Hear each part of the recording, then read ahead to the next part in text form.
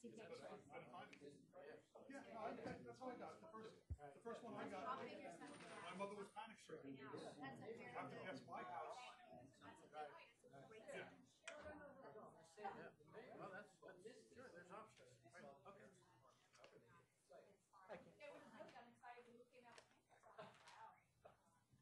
That could happen too. At least they have paperwork on you. Oh, sure, it's very nice.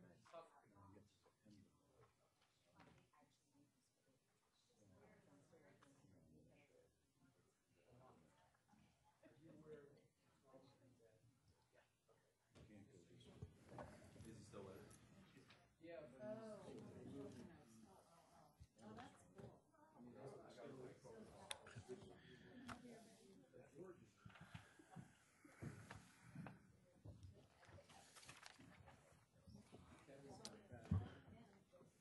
The bad arm.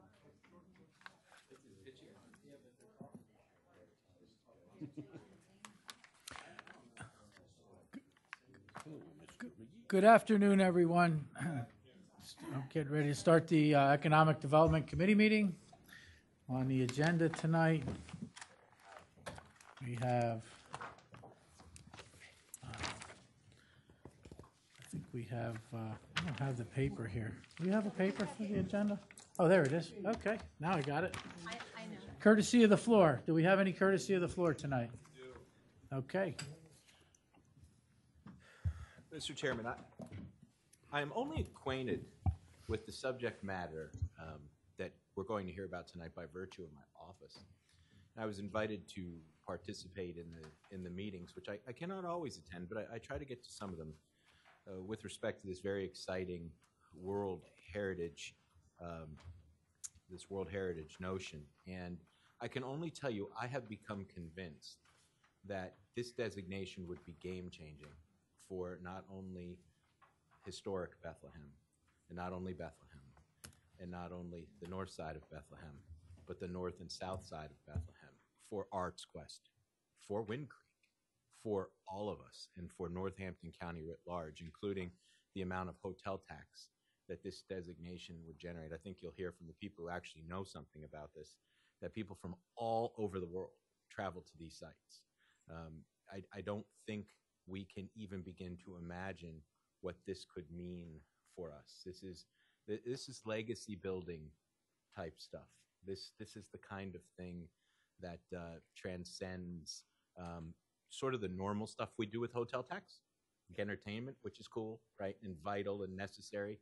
But this is larger than that, and it also, one of the things it also does is it gives us a vehicle and a mechanism for the preservation of our very important cultural Moravian heritage. And, you know, the funds for that preservation may not always be as plentiful, and I use that term loosely, as they are now.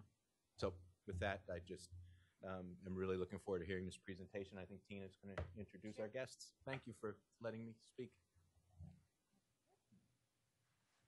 Good evening, everybody. We have a two-part presentation on the UNESCO project this evening. First part is going to come from Charlene Donchez-Mowers, who is the president of the Historic Bethlehem Museum and Historic Sites. There's handouts that you've received from her as well.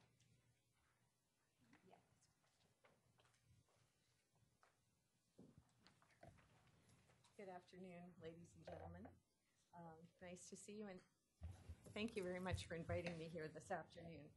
I'm going to give a short presentation about what it means to be on the U.S. tentative list, what is World Heritage, so that you have some background on what we have been doing. And in your packets, I do have a lot more detailed information, how this all came to be.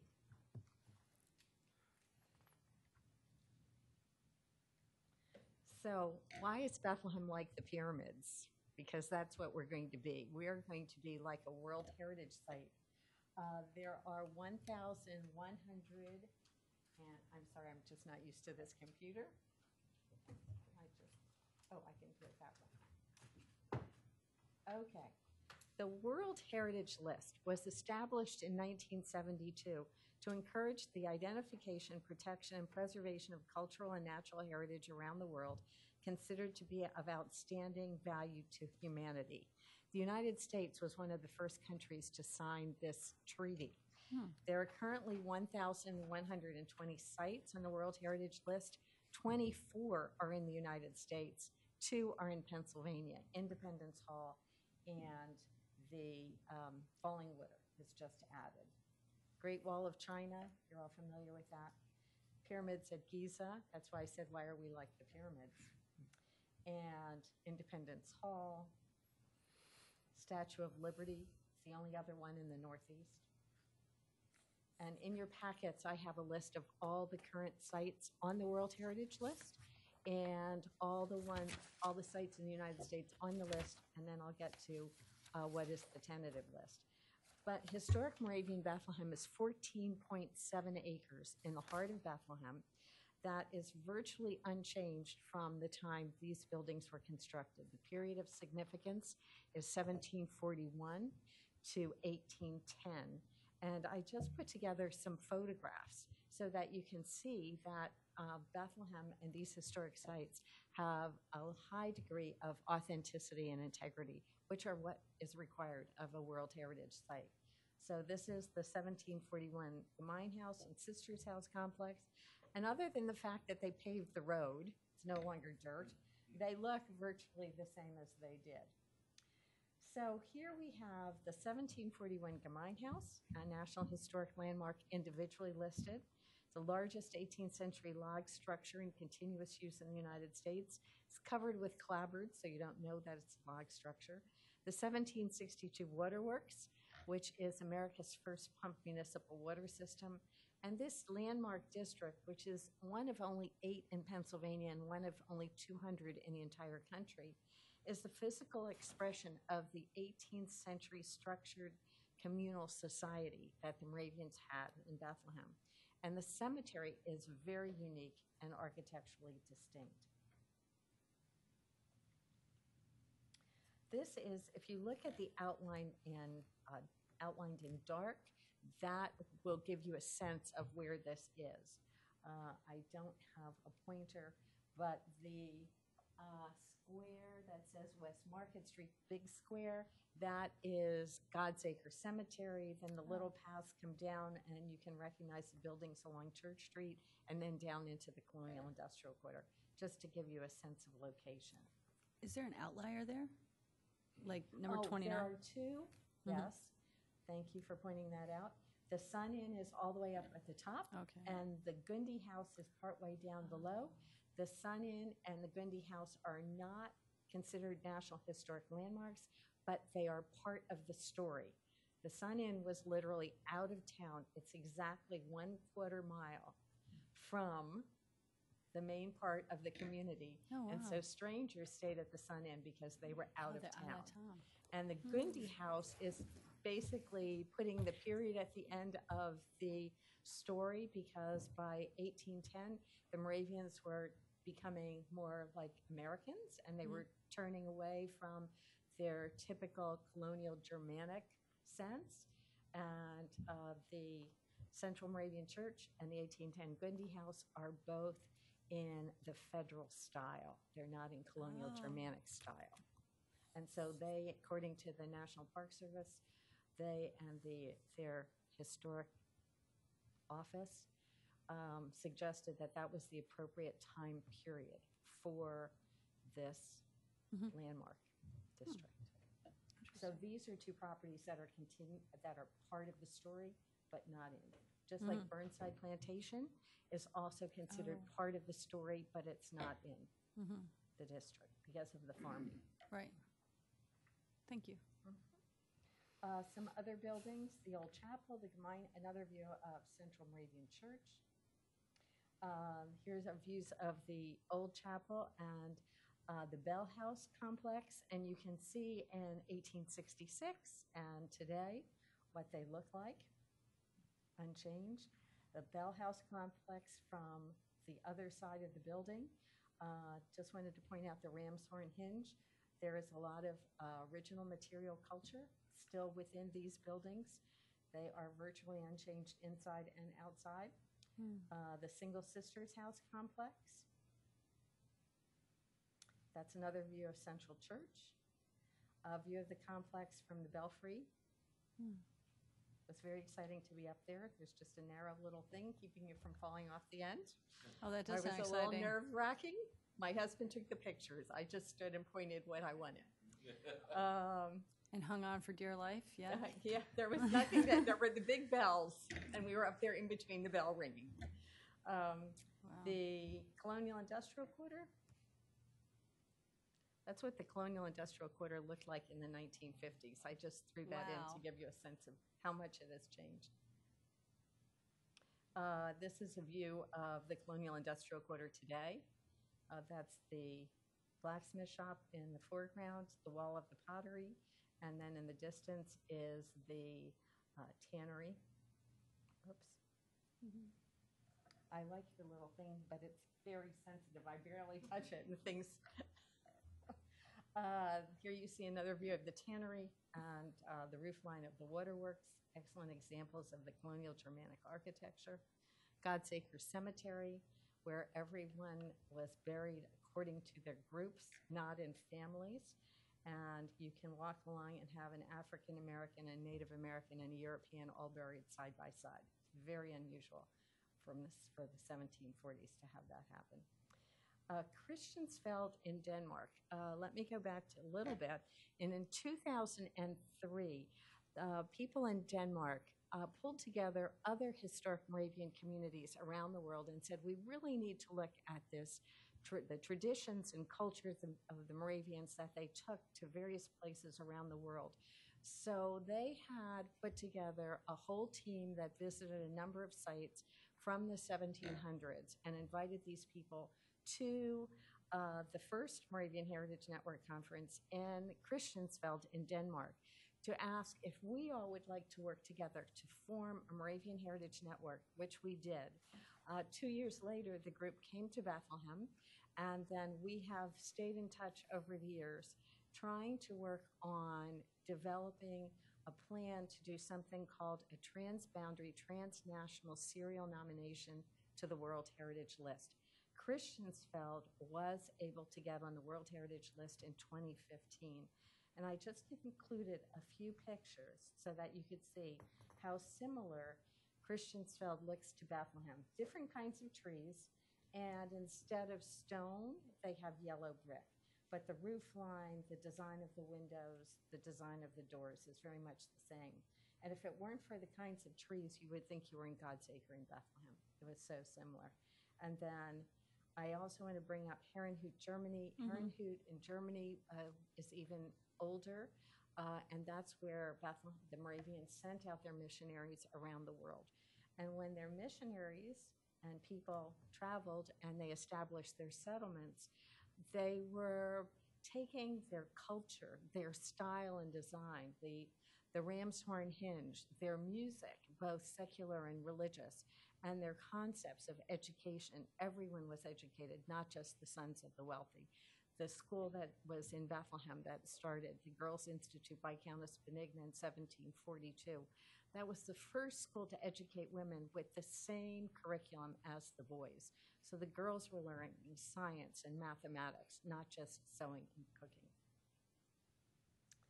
So what is this tentative list that Bethlehem is finally on? This is World Heritage speak. Each state's party or country must submit a list of potential nominations to the World Heritage Committee. And to get on this list, we're on the list. We're on the U.S. tentative list. Then the list has to be approved by the World Heritage Committee. And once it's approved, each state's party can choose one cultural or one natural site from their tentative list to be put forward each year for nomination on the World Heritage List. We are on the U.S. tentative list, one of several sites, and in your packet is a list of the current tentative list. So as of December of 2016, we were notified that we were on the tentative list. There were a total of 11 cultural and 8 natural sites on the list, and the list is closed until 2026. And there's now one less site on the tentative list because it is now actually on the list, and that on as a World Heritage Site, and that is Fallingwater and the other Frank Lloyd Wright houses. So once we got on the list, we had to be submitted, the list had to be submitted to the World Heritage Committee in Paris. And I asked if I could go along with the World Heritage list, but I was told, no, it just gets submitted. Nobody gets to go. So then that was approved. The World Heritage Committee reviews each state's party or each country's list to make sure that, yes, the places that were submitted really are places that should be put on the list. The United States from Bethlehem or from the Lehigh Valley was not submitting Crayola Factory or Dorney Park, and that's not to say anything negative about them, but they would not qualify for the World Heritage list. So the World Heritage Committee reviews all that to make sure that everything that's submitted and it can be accepted as a potential nomination. So that's where we are at this point. So now there are a whole bunch of steps, and I just included a few of them on the slides, but they're listed in the documents I gave you. The National Park Service, Office of International Affairs, NPSOIA, is now working with ICOMOS, the International Council on Monuments and Sites, and Denmark for us to prepare a transboundary, transnational serial nomination to the World Heritage List in conjunction with Herrenhut, Germany. Herrenhut in Germany is very interested in working with us to do the next step of the serial nomination. Christiansfeld was first, the two of us will be next. And the United States is, our Office of International Affairs is working with the Foreign Federal Office that is responsible for World Heritage in Germany. And we've had a meeting in person in Bethlehem, and we've also are staying in touch through email and phone calls. And so then the next step is that we must prepare a dossier. And so I brought a copy, I only have one, of Christiansfeld's dossier, which I would like to show you, and I'm happy to pass out. This is what a dossier looks like. It's more than a master's thesis or a doctoral thesis. It's very heavy, and it's 2 volumes, and so you can take a look at what it is. And that's what we will be preparing for our dossier for Historic Moravian Bethlehem. And then there are a whole bunch of hoops that have to go through. Denmark has to say that, yes, they agree that we're going to be the next one, which they will. They've already agreed to do that. The United States has to send an official letter to Germany requesting them to work with us, which we're hoping will happen. And then there is a federal interagency panel that comes together, and the Deputy Assistant Secretary for Fish, Wildlife, and Parks makes the recommendation to the Secretary of the Interior, and then we can be put forward in nomination. We are very close to have this happening. There is only one site ahead of us. Those are the Ohio Earthworks pre-Columbian sites in Ohio. They have already had the announcement in the Federal Register, and they are just waiting for the next go-ahead. And so we are very much hoping that it will be our turn in 2021. So how much is this going to cost? Because I know that's top of mind for all of you. I am just being very rough because until we have something called an ICOMOS upstream process document, which will point us the way forward, I am just telling you the kinds of things that have to happen and giving very much a ballpark cost based on what Christiansfeld did and what San Antonio Missions did several years ago. They both said their costs were in the neighborhood of $400,000 to make this happen. So we are in the process of doing an economic impact study. The preparation of the dossier and management plan has to be underway. We are already started doing targeted PR marketing materials. There are a number of meetings that will be taking place in Washington with the Federal Interagency Panel on World Heritage. We will have to host an experts meeting with representatives from ECMOS and ECROM. There will be meetings with representatives of Denmark and Germany, and then we will be required to attend 2 World Heritage Committee meetings somewhere in the world. This past July, it was in Baku, Azerbaijan, and next year it will be somewhere in China. So these meetings rotate around the world. So that is the approximate cost. Northampton County very generously gave this project an initial grant of $100,000. I have been very cautious in expending money. We have $91,838 remaining of that $100,000 grant. We have been working on public relations materials, and you have a brochure that we put together that was in Fig Magazine, and it's also being distributed. That is written in a very, I will say, breezy, casual style, because when you say World Heritage, a lot of people kind of roll their eyes and they're clueless at what it is. So we were trying to get this stated in a very simple, non-World Heritage speak format to help people understand what the possibilities are. So this is a very exciting time, and I just want to assure you that I am being very careful at how the money's expended. We have a draft logo. This has not been, we're getting all the Moravian entities to sign off for historic Moravian Bethlehem.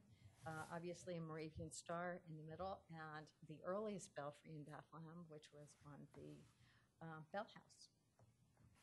And just want to review some of the tangible and intangible benefits that have been told to me by people whose sites have already been named to the World Heritage List. Increased worldwide recognition. Within a year of Christiansfeld being named to the World Heritage List, they had a 4-fold increase in tourism. Christiansfeld is a very small community. It's not on the main trail to anywhere. It's a train ride from Copenhagen, and then you have to get somebody to pick you up from the train to take you, I forget how many miles, to the actual town of Christiansfeld. It is very small, and they went from getting 7,000 to 8,000 visitors a year to over 40,000 visitors a year within a year of being named to the World Heritage Site. It will strengthen recognition within the U.S. It will increase tourism and business travelers. As you know, and I believe Bruce will speak to this, heritage tourists stay longer and spend more. There will be a great impact on hotels, shops, restaurants, historic and cultural institutions, and local and state tax revenue. San Antonio, Texas, their missions, which are, I believe it's a 12-mile stretch for their World Heritage Site. It's over 12 miles. It's not 12 miles of World Heritage Site. But they have found that their tourism revenue, tax revenue, has increased about $2 million in the several years since they have been named. And they're seeing about $100 million in economic impact for Brixar County and the greater region where this is. They always had quite a number of U.S. visitors, but now they see a huge influx in international visitors and very much interest by businesses to locate there, international companies. It's an increase in prestige. It's unbelievable bragging rights. Hopefully inspire residents to feel a sense of pride of place. There's potential economic and cultural stimulus to the Lehigh Valley, great for employment, recruitment, and retention. Attracts national and international vendors and clients. It's a useful tool for marketing and branding. Encourages the appreciation of history and culture. Thank you very much, and I'd be very happy to answer any questions because I know that was a lot in a short period of time. Mr. Warner? First of all, congratulations. I mean, you have done obviously a wonderful job. Thank you. You have about a year and 4 months to do this? Is that what I'm hearing? 2021? We don't know for sure. We will have an ECOMOS report by the end of this year, the International Council on Monuments and Sites. There was something called an ECOMOS upstream process request jointly submitted by the United States and Germany to say, this is what we plan as a way forward. Will you give us your imprimatur or your stamp of approval? And so that will come toward the end of this year. Then once that comes and our government agrees that we're the next in line, we have been told it's about an 18-month time period. So I'm not here today asking you for $400,000. I'm just trying to give you a scope of. I didn't get to that question. Okay, all right. No, I wanted to kind of like a time Sure. frame because, first of all, it's a huge project. It is. The dossier is long. Huge. I can't imagine. You said a few years ago they cost $400,000. Yes, So I'm Yes. assuming that that's going to escalate somewhere in the next 2 years, year and a half, 2 years. possibly. Well, I will say, may I interrupt? I will just say that we are in a good position because the dossier is massive in scale, but we do not have to bring in outside researchers. All the researchers and the documents are here in Bethlehem or the Lehigh Valley, so we're not going to have to pay to have writers or researchers brought in. There are the academics already here. San Antonio Missions had to actually bring people in, and so the cost of their dossier was higher than it will be for us. So that's now what that's going to translate into, and I don't know, but I just, I'm sure you have enough people look for it. yes. If I may, Mhm. the cost. Now, the hotel tax is a major support Yes. for you. Mhm. Will you be going to the hotel tax programs with information on this? Not this year. I'm asking for an extension of the funding that we already have because I think it would be unfair to ask you for funds before we know what the ECOMOS is going to say, and we won't know that until the end of the year and we're past your deadline. I won't be here to vote for it. I want you to know that I fully support the Bruce and gang, Thank you. and I wish you well with this. Thank you very much.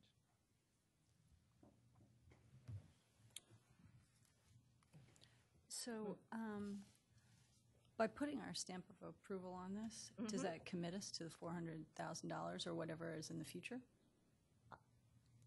I don't know. Oh, okay. I just was coming to tell you what the scale and the Oh, okay. scope of this was, and Oh, that okay. as time goes on, over the next several years, I will be coming with specific requests, Okay.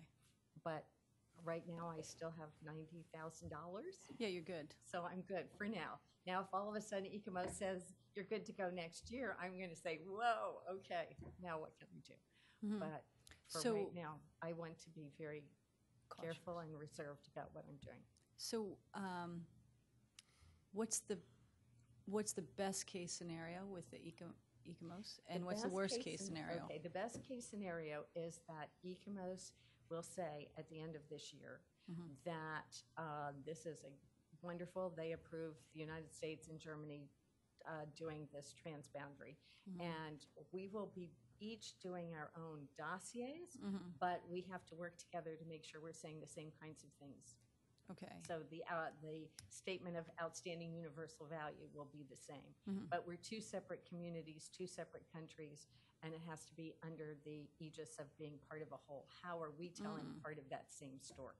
Okay. And so worst case scenario would be that they don't grant it, and then what would happen with all Worst this case- information? Worst case scenario is there would be several, I think. One would be the United States is already withdrawn from UNESCO. And this is, UNESCO provides staffing for the World Heritage Committee. World Heritage Committee is a separate treaty. So the United okay. States has not withdrawn from the treaty. But considering the politics, and let me just state that, we don't know what's happening with the politics in Washington. So will we get approval from the Assistant Deputy Secretary of Fish, Wildlife, and Parks, and then the Secretary of the Interior and the Secretary of State to make it all go forward? Right, I you need think a lot of ducks in a row. Yes. We do. We feel very comfortable about it, but considering the news over the past couple weeks, I just want to be very honest and say we don't know what's going to be happening in Washington. But Yeah, none of us do. pardon? None of us do. No, It's so okay. we don't know. So that to me is a question, but I don't have any questions about what's going to happen internationally. I feel very positive about that. Okay. From the conversations with my counterparts in Germany, from the conversations that the head of the Office of International Affairs of the National Park Service has had with his counterparts in Germany, this project is good to go. We just have to get all the So internationally, it's good. Yes. It's the domestic portion of it. I think all of that. to get all that to happen. And what's the but- timeline on that? 2 years, did you say? Stephen Morris, who's the head of the Office of International Affairs, has told me that it takes from the time ECMO said yes, then for the United States to do the federal interagency panel, to put it in the Federal Register, to get all the right people up the chain, all to put their imprimatur on it. That, and then for ECMOS and the experts panel from the international experts panel to come to write the dossier, submit the dossier, and then get on the calendar for World Heritage usually is an 18-month time period. Oh, wow. So it's a lot to do in 18 months, but that's about the time. So is there a time limit for the submission as well? Okay. No, okay. We are as high as we can go in the United States. There's nothing, okay. There's no greater recognition, and as long as we don't do anything stupid, like put a McDonald's right in front of the blacksmith shop, Yeah, let's not do that. We're Yeah. good. So, That would be weird. yes, it would be weird, but just Put a dollar worst store case- right there. Yeah. worst case scenario, as long as we don't do anything, so we're good. Yeah, we're And good. we can take ourselves off the tentative list. We cannot, unless we, as I said, we do something really bad, we cannot be taken off. We won't Okay. be taken off the list. Very good, very good. Thank So, you. Sure. Mr. Lynch, you good? Yes, this is a wonderful project, and thank you for everything you've done. I've Thank you. talked to the mayor quite a bit in the past about this, and he really believes in it too. I can't speak for him, but how does the money flow? So the end of the years are that's a stepping point. Then at that point, we're going to do the dossier, and is that when we need how does the money flow through this thing? Okay. From what I understand, since I've never done this before, this is all from talking to other people who have, and there aren't many people who have, which is curious. The United States has not put forward a lot of sites over the years, and so San Antonio Missions in 2015 and Fallingwood and the other Frank Lloyd Wright sites this year, it is very difficult to find people with a lot of knowledge. So I have been working with Barry Gamble, who's an international expert, and he is being paid by the country of Germany, and he is lending his services to us for free. So far, work. which is wonderful. So We far, went I haven't free. gotten a bill. So far, he's willing to answer questions when I send him emails, and even at times return my phone calls. But from what I understand, we have been advised not to actually start writing the dossier because the World Heritage Commission meets once a year, and then they have smaller meetings throughout the year. So until we're told that it is our turn to go forward, we should not start writing because they may change the regs. They may, instead of in two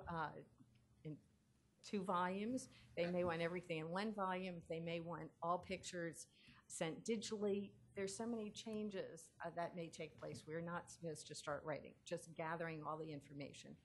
So the first step of what we're doing right now is trying to make sure people understand what this is and what we're doing, and meeting with groups like you and giving them updates. And I have been honored to be asked to speak at the International Council on Monuments and Sites meeting in Washington in November to talk about historic Moravian Bethlehem at the Johns Hopkins School of International Economics, I think. So things like that, trying to make sure we follow along with what's happening internationally. And then once we have to do the The money will come in writing, researching, writing, and preparing the dossier. And the other thing will be the experts meetings, because the experts, we will be responsible for paying for the experts to come from wherever they're coming in the world, and they can be from anywhere, from the International Council on Monuments and Sites. So it will be, and they are basically like secret shoppers. And so they're going to come to Bethlehem and say, okay, so you say this is who you say you are. So we want to make sure this is who you say you are. And so most of the people will not know that they are here, and they will go around to meet with people. They will walk the streets and see what they find out. I will know, but and the mayor's commission will know, but very few other people will know, so that they can get a sense of the community without any hoopla. So I know there will be expenses for that. Starting next year if we get past step one. Starting next year, if we get past step one, yes. Is that appropriate, step one, or is that step 5 and a 10-step? Well, I don't know. I've been working on this since 2003, so I no longer know what step one is. 2003. If it's Yes. step 9 out of 10, that's good news. So we are this close. Is that- Considering we've gone through all the hoops, we are as close as we could possibly be at this point. Oh, really? Wow. That's really amazing. Boy, I'd love to ask you to give me a percentage of are we going to get this thing? Because you start, I- yeah, on the list. We're on the list. Yeah. We're on the list, and we have been assured by Stephen Morris that we could possibly be right after the Ohio Earthworks people. So it sounds very, very good. Very positive. Thank you. Very positive. Mr. Heckman? Hi, thanks for the presentation. Oh, I appreciate absolutely. it. I just wondered, going forward, how many sources or potential sources of funding do you have, or that you think you're going to have? Well, I think when we know more about, have an exact time frame, then I think we'll have more sources of funding. Right now, the city of Bethlehem has been helping to cover my time, because I have a full-time job in addition to doing this. So they have provided funding to help cover my time, so that I can have someone doing part of what I do for a normal job. And then we also had a private family foundation that actually covered all my costs to travel international over the years.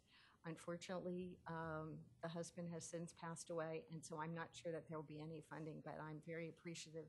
They have asked to remain anonymous, but they paid for my trips to Northern Ireland, to Denmark, to South Africa, trips to Washington, and were very generous in covering the cost. My institution, up until this year, has covered all the expenses other than the money that we got from this family foundation.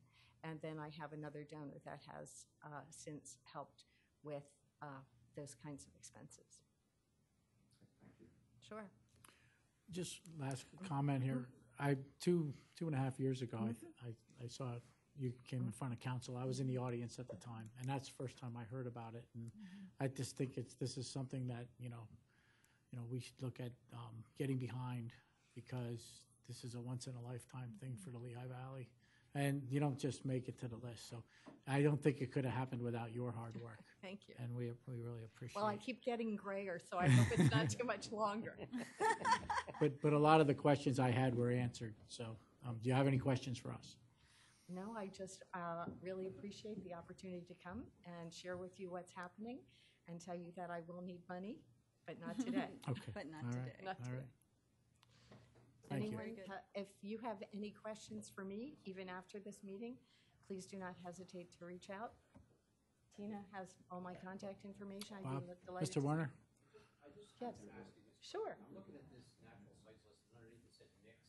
Yes. Do you even have the slightest idea how to say that name? No. I don't either. What is it? I've been trying to say it, and it's silent, that I give up. No, That's, I do not. Why is it mixed though? Mixed sites are a combination of natural sites and cultural sites. Oh, okay. And so they would have built environment and a natural place. set. Any other questions? No, I think that's all. I Okay. appreciate your report. That was Thank you great. very much. Oh, no. Thank you.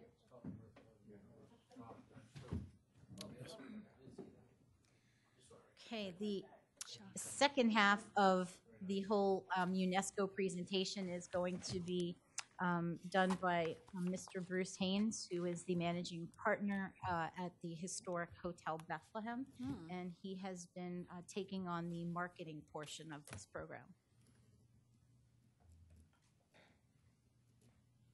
Excuse us while we figure out how to take mine off. It's fine. I think you just pull it out. Okay. No, I'm not a techno either, so, All right. Oh, no, we up made there. it. We're doing it. X up there. Okay. Okay. Okay. We're great. good. We're great. All right. Thank you. Good evening, everyone. I'm Bruce Haynes. I'm the managing partner of Historic Hotel Bethlehem, and I'd like to just say that I want to go back to 2018, I guess, when Bill was sitting in the audience and Charlene and I came before the then County Council Committee to request 2005 hotel tax money to move forward because of this great opportunity. And we came and made a joint presentation, kind of like we are tonight. And fortunately, at that time, we were able to secure the $200,000 grant to the good wishes of the council. I know Mr. Warner was supportive of us, as was Peg, and was championing it. I think she might have been the committee head at that time. So we're grateful for having received that $200,000. And then what we did is we divided it into two pieces. $100,000 went to Charlene, who is basically, where'd you get it? She was right there. Historian, author, inventor. I mean, she's the one that got us to where we are today. Trust me, without her, we wouldn't even be here. She is incredible what she's accomplished, and I think she's understated how significant it is that we are the leading candidate, if you will, to be chosen out of the tentative list. Contains some really, when we first got on the tentative list, everybody was said there's no way Moravian Bethlehem is going to be put forward until the other 6 other people that were named to the tentative list. We're talking about Ellis Island, Central Park, Brooklyn Bridge. We're talking about the skyscrapers of Chicago in the 1940s that were able to be skyscrapers because of Bethlehem Steel and the I-beam. Those are our competitors because the U.S. can only pick one a year. So those were our competitors. But when we came in here, we said, listen, we gotta, we're in the game. And Charlene got us in the game. And as I say, she got us to this point. When I came forward, the concept was to be in that league and to be where we were. I'm the marketer. Okay, so she's the inventor. She's the person that is going to push us forward to get this thing. And I came in jointly with her as the marketer to say, you know what, whether we ever get there or not, just getting on the U.S. tentative list is a game changer, to use Lamont's comment. Just getting on the tentative list is huge because, again, there's only 25 sites total, and there's maybe 11 more on the tentative list. And I think, so at that time, when we came forward, we said, okay, we're going to have a joint program here. We're going to work on getting it, which she's been doing a great job. But in the meantime, we're going to work on building a website to promote and market us to the heritage traveler who is looking for that heritage experience and that true, authentic colonial experience that we offer that very few other communities can offer.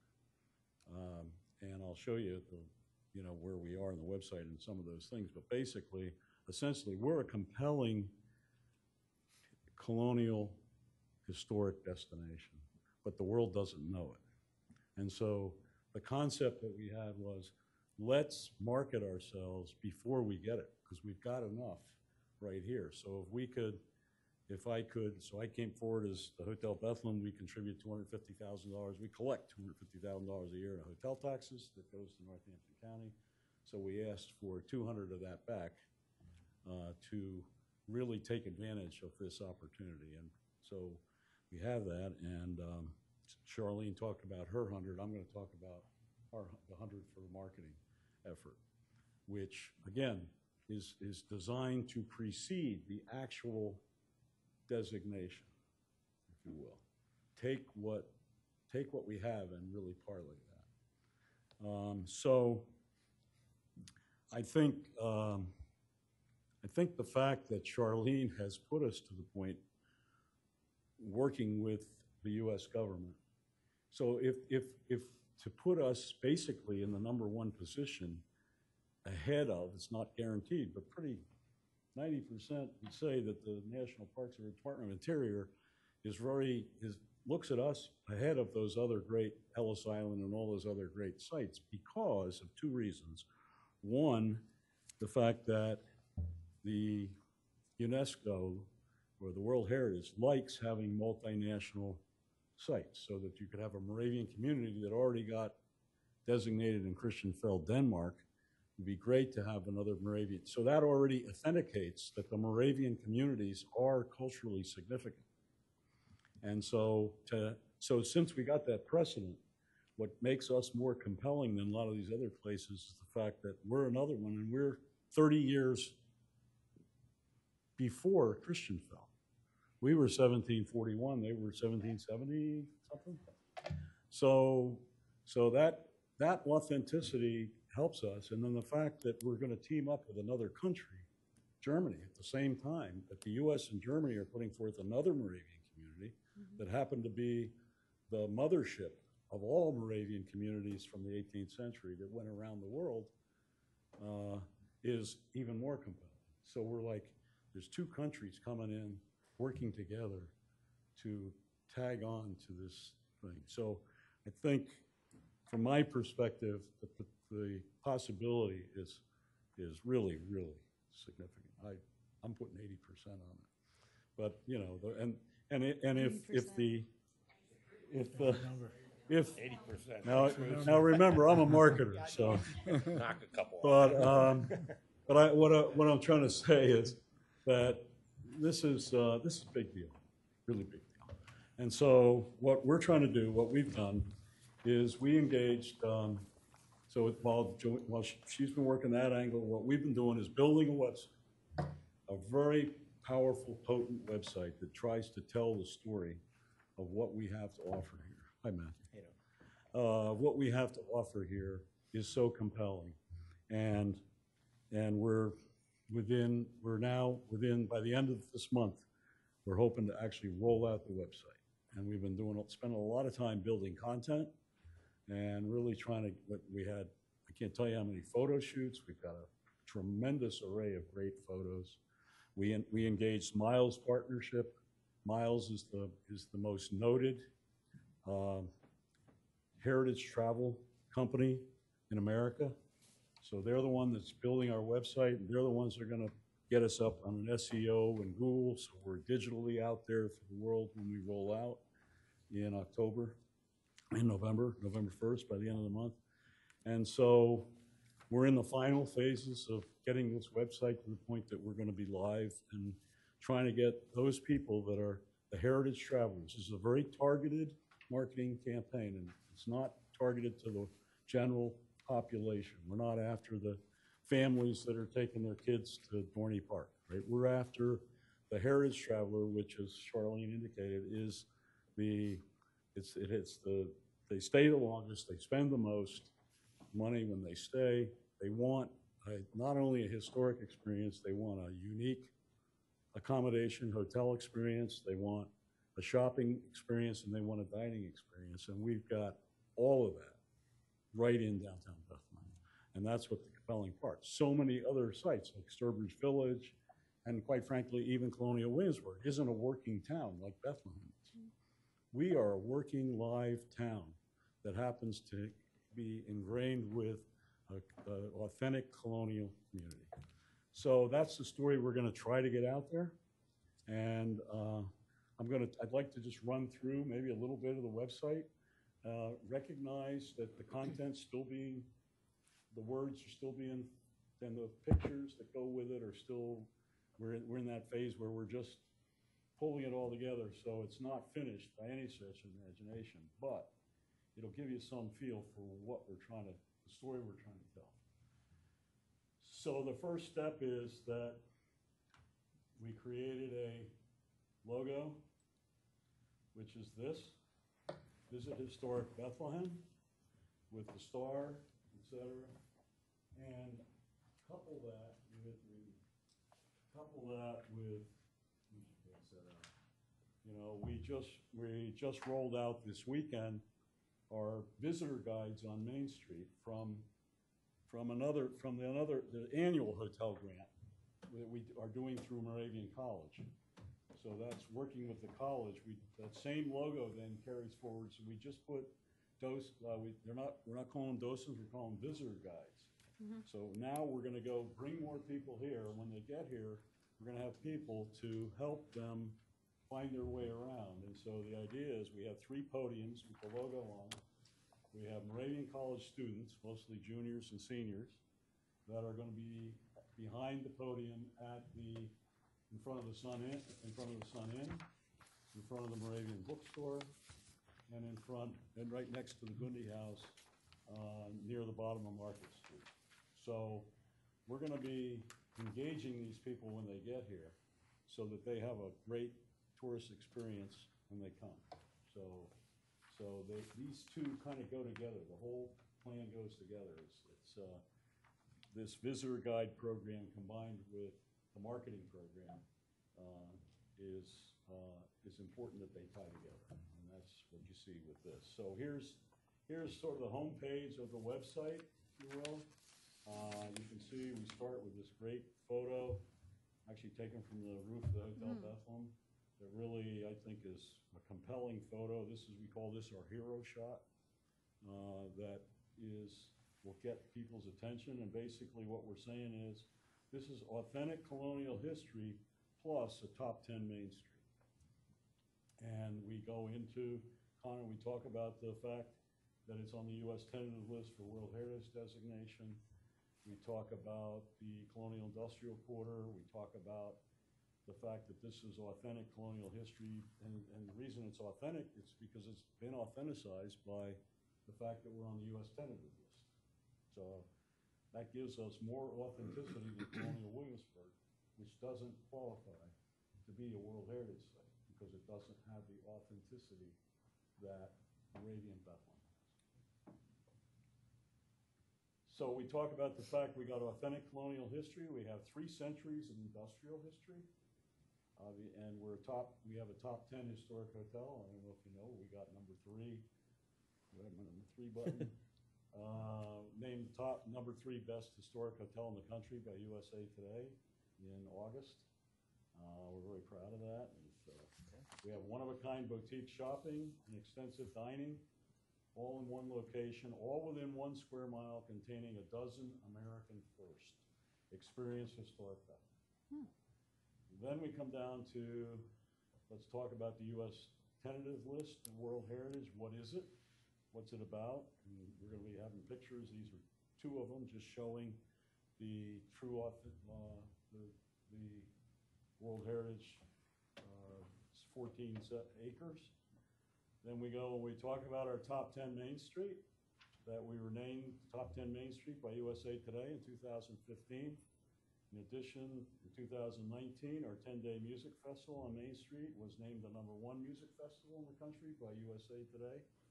And of course, we have our visitor center run by Historic Bethlehem Museums and Sites. We have 24 boutique retail shops and 24 different dining options. And the hotel and Historic Bethlehem is anchored by Moravian College, the 6th oldest college and the first to educate women. The Moravian Bookshop, the world's oldest continuously operating bookstore, and the Historic Hotel Bethlehem, the #3 best historic hotel in the U.S. So that's trying to define the difference between us and Sturbridge Village and Colonial Williamsburg and Old Salem and other places that aren't in the middle of the town. Because heritage travelers want to shop and dine, and they don't want to drive. They want to just get out, walk around, they want to stay, they want to walk around. We have colonial industrial history. Obviously, we're going to expand this part, but basically we're going to talk about Bethlehem Steel. Here's the 1 square mile and 1 dozen first. So we're the first designated National Historic District in Pennsylvania. I don't know if you can read these, but we're the first municipal pumped water system in America in 1762. We're the earliest industrial park in the American colonies, with 52 crafts and trades in the 1750s in our colonial industrial core. We're the largest 18th century log building in continuous use in America. That's the Gemein House, which is a national landmark. Moravian College, the 6th oldest in the U.S., the first to educate women, is the first school to teach Native Americans in their native language. We're the oldest continually operated bookstore in the world. We have the oldest continuously operated town clock in America, 1747. It's in the belfry of the Central Moravian Church. We're the oldest continuous trombone choir, 1754. The oldest Bach choir in America, 1898. We're the first complete American performance of Bach's Mass in B minor and Christmas oratorio, and the oldest continuously operating apothecary in the United States when it closed in 1950s. We're a compelling story. Historic Bethlehem highlights. So we're saying discover our rich culture, and here we're talking about the camera is shown there. Take a tour, and we're going to have several photos to do this, but we're just trying to give them a snapshot on the homepage. See unique architecture. This happens to be Linderman Library, which is one of the top 10 college libraries in the country for architectural. Experience Christmas City in a new way.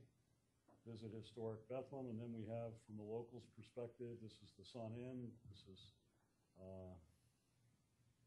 and then we have the Museum of Industrial History, where she talks about what's great, why come here, what's so great about coming here. That's what all these do. Here's the blacksmith. What's his name? Ed. Ed, okay. And he tells funny stuff. And then this is the Moravian Museum, goes into tours the Moravian Museum. So we're trying to engage. This is Miles' way of saying you got to engage people to get locals to say what's so great about being here. So they insisted this be on the homepage. And then we go down here and basically sign up for a newsletter. You can get a free travel guide. What we're really going to have down here, though, is really going to be cool. It's not, Miles still working. This is the finishing touches of the website. This will be an interactive map. You can hand this out, Kelly, too. Oh, this is Kelly, by the way. She's our chief experience officer at the hotel. So her mission is to be sure that every guest that comes to the hotel has has a unique experience, and that they experience all of Bethlehem and all of Lehigh Valley, not just the hotel. And Kelly is really on the team that's doing this, and she's also running the visitor guide, scheduling the visitor guides. Moravian College is paying for them, but we're scheduling them and training them. So she's working double overtime, doing this stuff in addition to her normal job.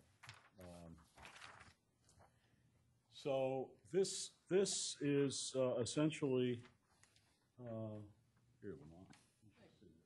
Sorry, we're leaving you out.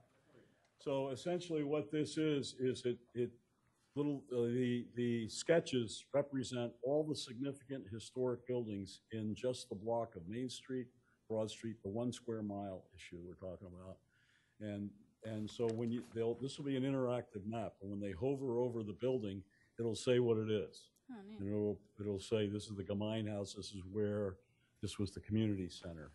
This is whatever, and then all the numbers you see on there represent businesses, the DBA businesses in the district, and the restaurants are going to be in red, and the retail are going to be in blue. The shops, the boutiques are in blue. The restaurants are red, and so they'll be able to again hover over it and get a feel for how much we really have in such a condensed area. And again, we're trying to what the hook to bring them there is our great history and our downtown. So so that's the main page, and then this one's cool, the history page, and Miles this was their idea, which is pretty cool, but we really stole this, didn't steal it. Charlene had an exhibit at the Kemmerer. So Charlene, nice we've of been her. working very closely together, obviously. So a lot of their photos are going to be embodied in here. But also, this was an exhibit that they had at the Kemmerer for some period of time. It's not there now, but we took it and ran with it. It's called the Wayback Machine. So if you look here, you see right here, the Wayback Machine, as we start going down, this little red bullet comes up, 1700. Here's the founding of Bethlehem. And there's still photos need to go in here, obviously. But you can see as we scroll, then we get to 1800, and then we get to 1900, and then we get to 2000. And basically what we're talking about is the history of Bethlehem here. So it's pretty cool. This is their design. This is the kind of the content they're bringing us. What's that? He got dizzy. Did you get dizzy? Bob got dizzy. Yeah, well, anyway, you get the idea. I'm trying to just give you. You went way back. So we can go way back if you want. But anyway, each one of the first Music Fest, 1984. So this is somebody that really wants to dig into history in Bethlehem. They got an opportunity to go to this part of the site. Things to do and events in Bethlehem, obviously, we've got a lot of things to talk about here. We still have a lot to put in here. The tours, the Hoover Mason Trestle, the Linderman Library, the National Canal Museum over here, the Delaware National Heritage Corridor, the Moravian Historical Society in Nazareth, pull them all together. Museums and culture. We're going to be talking about the Kemmerer, the Kemmerer is only one of, 5 or 6 in what? Only one in Pennsylvania, Decorative Arts Museum. We'll be featuring that. And then, the National Museum of Industrial History, et cetera. That's what that is. And then we got the dining and shopping. So this page is where, we will be listing all of these are the dining experiences, the Apollo Grill, you can see the concept here, shopping in historic Bethlehem, then go from there, and each shop will be listed. Plan your trip, and then tour information. So the point here is that we're going to hopefully roll out now. Miles, by the way, is the one that does Visit PA's website and does all the Visit PA work. So obviously we're tying into Visit PA. We're going to be tying into we're going to be marketing and promoting on Google to try to go after that heritage traveler, both in the U.S. and in Europe, because obviously Germans, and there are a lot of European companies that come here and quite frankly stay in the hotel now. So we want to get them to think about us as a tourism. And as you know, if you try to book a tour in Europe with a tour company, the quality of the tour is defined by how many World Heritage sites you visit. Mm-hmm. You're going to get 3 World Heritage sites. You're going to get 4 World Heritage sites.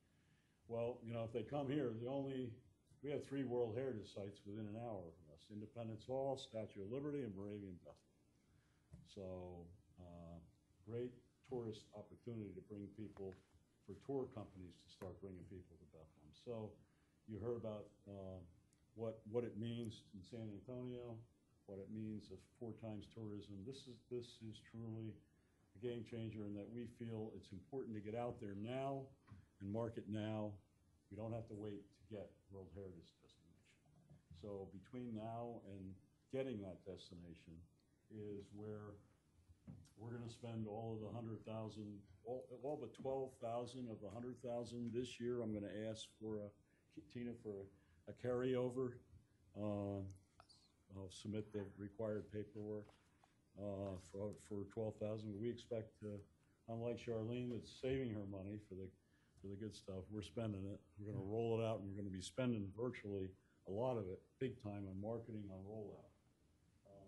Maybe you can tell me, just maybe give walking around, but here's what we're planning. We're planning part of the commitment is this is our Discover Lehigh Valley official visitors guide. So the back cover today is the airport. Next year, it's going to be this compelling hero shot, not the Wayback Machine, Bob, but What?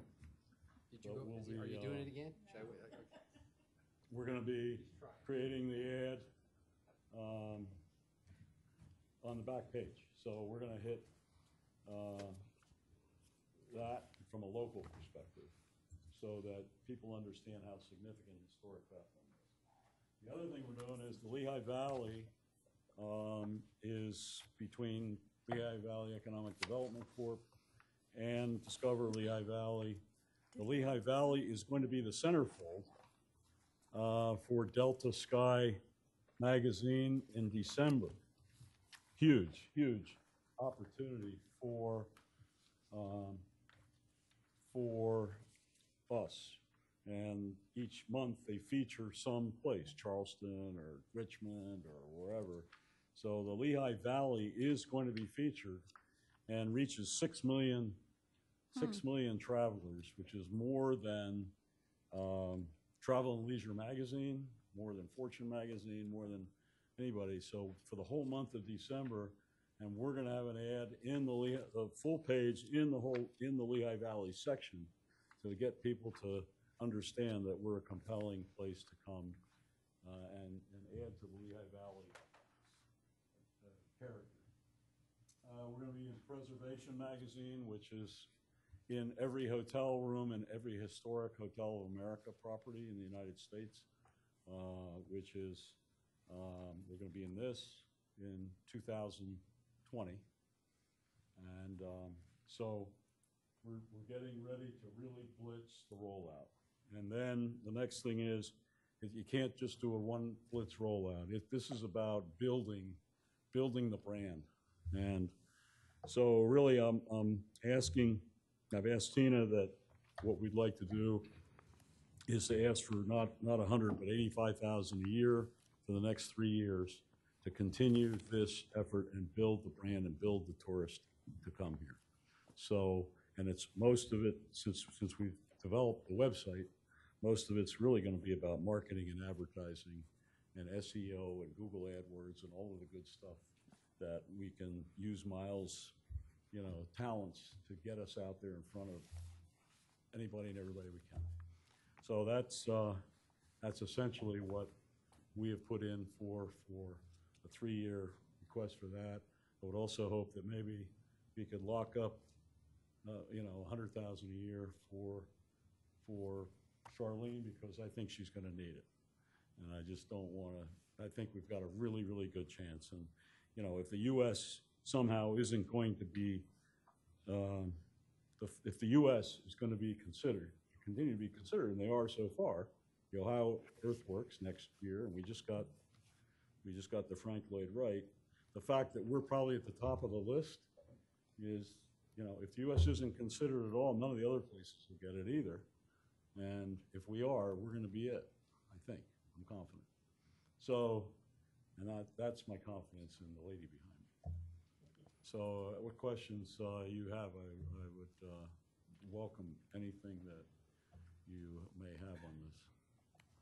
Now, we're just to make it clear, we're doing all the work as part of, and we're not subbing out anything except for Miles, what they're doing, but I'm personally building content because I know better than Miles. We know what our history is, and then working with Charlene and working with everybody else, between Kelly and I and our marketing manager, we're building the content for this website. We're going to be the receptors of people when they call, et cetera. We're not charging anything. I just want to be clear, there's no hotel billing in the grant money at all. It's all to Miles or to the promotional ads or companies that we're doing. So I just want to be sure there's no one thinking that we're, making a lot of money on this grant. This is about making historic Bethlehem great forever. So, any questions you have? Mr. Warner, did you have a question? It's not really a question. I just wanted to say, I know that you've only been doing this a short time, and yeah. How many years you been doing this now? What's that? doing this, all this advertising and marketing? How many Oh, we years? just started. We were just building the website. We only came in last year. Well, I don't know the exact amount of time, but I can tell you that the marketing adventures that you have shown have outdone everything else we've had in the last few years, especially because it links the Allentown, Bethlehem, Easton areas. And I think that's commendable because we lost that for a while, I think. Just my opinion, but I think we lost it. You're talking yeah. about maybe some of the other stuff we've been doing. Absolutely, and along with that, but I wanted to commend you on everything you've done. I've been lucky to watch the growth, and I'd be happy to support you in any way we could. Thank you. This Sunday, by the way, we're having a community celebration, open house from 3 to 7 to thank the community for voting us to number 3. So, open house, free food, free champagne. We're gonna talk about our history. We're gonna have we have the general manager that was here from 1960 to 68. He's 88 years old. He's living in State College. He's coming back to talk about when JFK stayed at the hotel and how they couldn't land at the airport and how Main Street was flooded with people. And they didn't have security then. There was no security guards, so it was the hotel staff holding people back. He's a great storyteller. So I encourage you to stop over. Thanks, Bob. Mr. Lott? Two things. Thank you, Bruce, three things. Thanks for everything you're doing. That's great. You answered one of my questions. I was trying to figure out what W was on your shirt. No. It's a 3. It's a 3. Spin it. He said, Which way do I need to turn? he said that before. Just keep going that way. You had me Keep going. thinking for a Keep going. while. Stop. Keep going. Keep going? Now it's an M. Now it's an M. It's an M now. So M? you need like a keep going. It's just not spinning. It's not spinning. We're good. We're good. I'm sorry. Yeah, work on that. We're fine. You really did have me wondering I thought what it that was a So I W. appreciate Can't read that. 3 upside down? That's On funny. the marketing, when Now we- it's upside down. Now it's upside down? Do you want me to put it on you? I didn't really do. I should have let that go. There you go. That's better. So, Thank you. Yeah, we're running out of time, sorry. so once we get this designation, Yes. it should start marketing itself, almost. I mean, is that correct? I mean, how much marketing? If we get the designation. How much marketing will we have to do? I'm thinking this thing sells itself. Is that? Well, I think it helps a lot. I mean, if you get the designation, which we believe is probably realistically 3 years away, we'll be applying in 2021. They would approve it maybe in 2022. So that's why I've asked for $85,000 a year for 3 years. When we get the designation, I think we have to reassess then how much marketing do we need to do, because we do get the benefit of that and all the travel industry knowing it. But I still think we're going to have to be out there because we're new. And we're going to want to get people to try us. Got it. I don't think you can ever give up on the marketing. Half of it works, right? We just don't know which half of the market But works. hopefully, quite frankly, as we get to that, though, it should be easy for us to also supplement the website and things with where we can get ads on the website and we can get some income coming from the website. And so we'll be working toward that as we keep moving forward. Great. But in the meantime, if we get that, that just gives us more to market and more dollars. So you're essentially So you're essentially asking for like what, $465,000? Because you're essentially asking for $465,000 because you're asking for $100,000 per year for Charlene, then $85,000 per year for the next 3 years. Is that all? Yeah. Is that all salary? Well, I definitely am asking for my $85,000, but I sure. As my salary. $85,000 is enhanced. No, a lot marketing.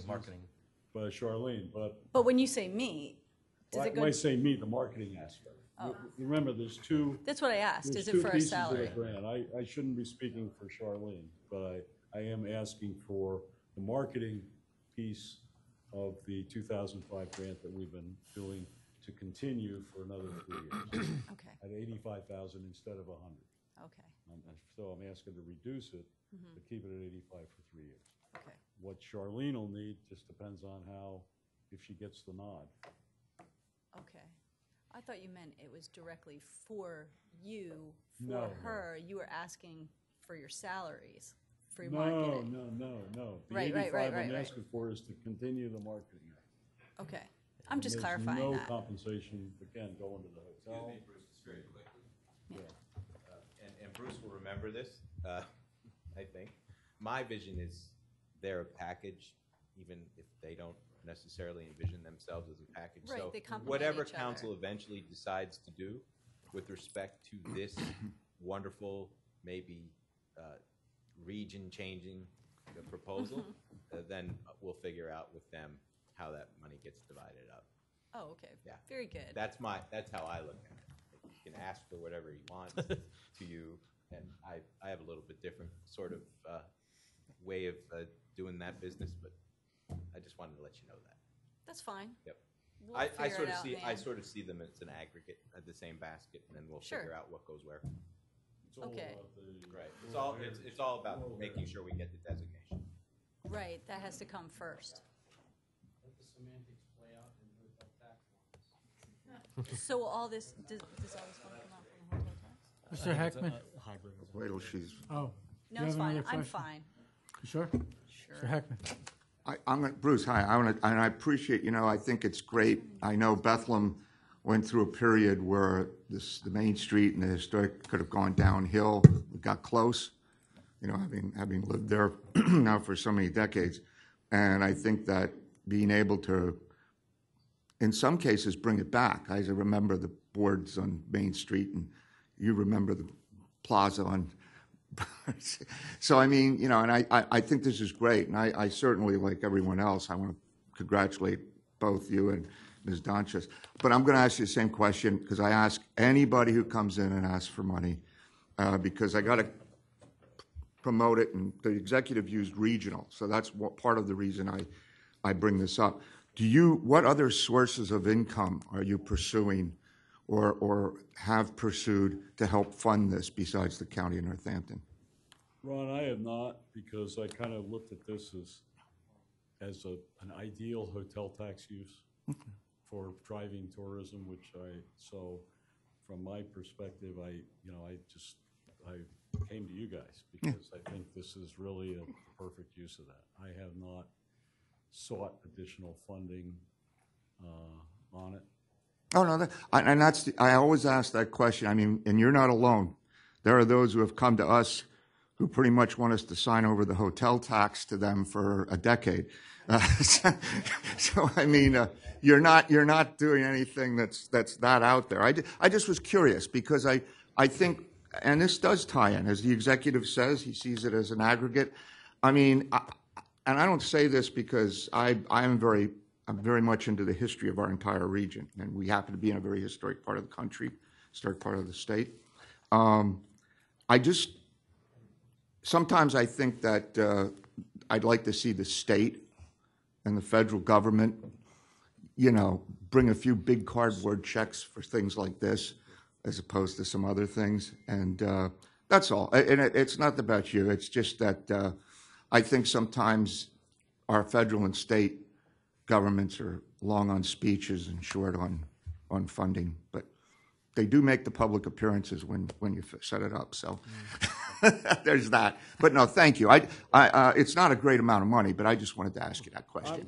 In fairness to everybody else. I figure that we will generate more money than we're going to spend for the county. Thank you, Bruce. For the record, historically, for the newer members that are on this council, we have supported this through the hotel taxes almost every year that it's come up, if I remember correctly. And I sat on the committees for that hotel tax program.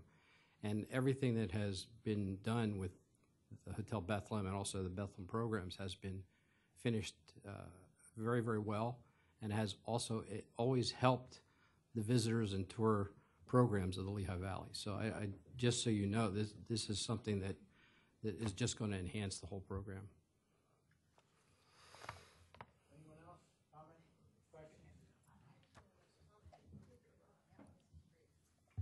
I said, don't get my comments wrong. I think this is a great idea. This promotes the whole idea of regionalism that we've been trying to cultivate because it contains, Bethlehem, Easton, Allentown. And so I think it's definitely a worthy cause. I just want to know the numbers. Oh, yeah. Yeah, that's all. Are you clear now? Yeah, perfect. Thank you so much. Thank you very much. Thank you. Anything else? What, we got 5 something minutes. else? Are you kidding me? No, I'm not gonna be long. That's why you're getting these sheets. Thank you. In essence of time, I've just passed out our Oh, this is the 2019 grants, SIP SIP Review Committee recommendations. I think it's pretty self-explanatory. It'll show you the applicant, project name, what type of project it is, the budget amount requested, and then the committee's review recommendation, along with any notes that coincide with that request.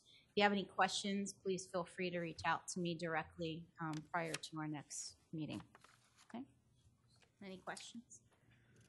What? Yeah. Sure. I have a question. How does this factor in as we go forward then? Would this be considered at when the 2020 SIP grants? I mean, if like Bruce or whatever, It's- to get more money? Annual, Bruce would not be, this is totally separate. funding. Oh, the SIP. I'm thinking Yeah. of hotel. I'm sorry. I This is apologize. the I was community got investment I was looking at transition two. program. I It's had not one the- thing in my head and one thing in my hands, Yeah. and that's We always a already did problem.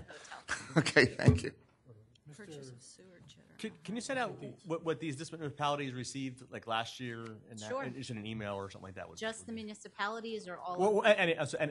Any of I'm sorry. these Yeah, Yeah, yeah. absolutely, we can do Yeah, that. yeah. Last year's SIP grant. Yeah, Yeah. absolutely. Thanks. Just last year's then. And I'm happy with that or 2 years, whatever. 2 years I mean, worth, sure. Thank you. Really? Wow, okay. Any other questions? Thank you. Okay, Yep, Thank good you. job. Okay, Wow. with that, we got a few minutes adjourned. They get nothing? They asked total budget, amount requested, you get nothing. And I'm not specific to that, but that's why I asked for the last couple of years, because some of these guys have gotten it, and Then they someone won't get else. You know, I mean, it's up to us. Of course, that's the same thing that we did with the CBGB grants. Yeah, you can move it around.